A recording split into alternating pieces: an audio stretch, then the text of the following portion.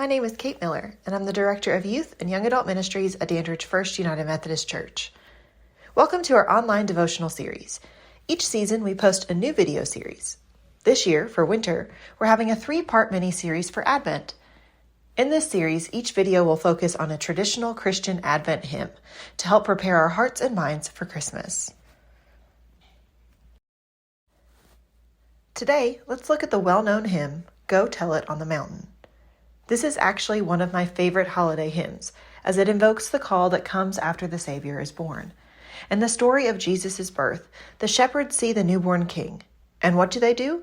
They go and tell, just as we are called to do after our own experiences with Jesus.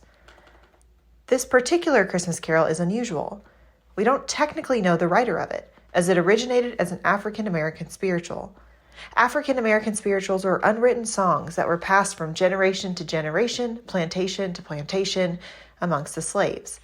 Despite this terrible time and stage of American history, the call and response praise songs have had a lasting impact on not only the African American community, but the Christian community at large.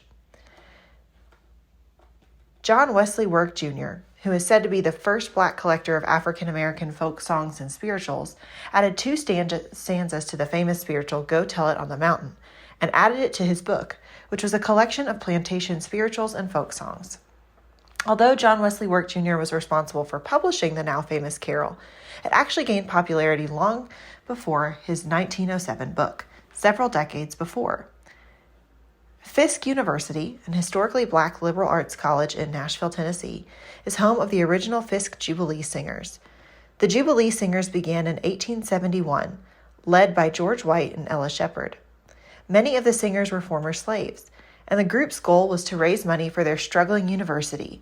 They did this by offering a singing tour through the cities of the North. At the start of their tour, they performed only traditional hymns and classical arrangements to showcase their musical training. And while their performances received moderate attention, they still needed more funds to successfully support their school.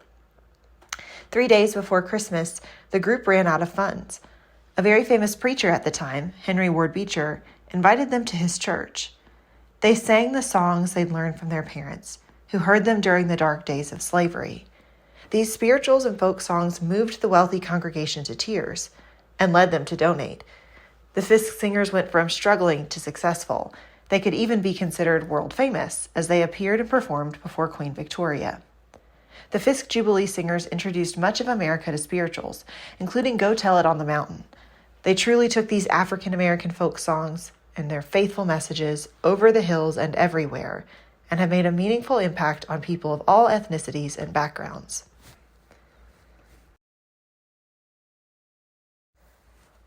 I hope you enjoyed our second video in our 3-part Advent mini-series. Stay tuned for our final classic hymn story next week. If you would like to learn more about Dandridge First United Methodist Church or our young adult program, I'll include links in the description box below. Have a wonderful Christmas season, and we'll see you next time.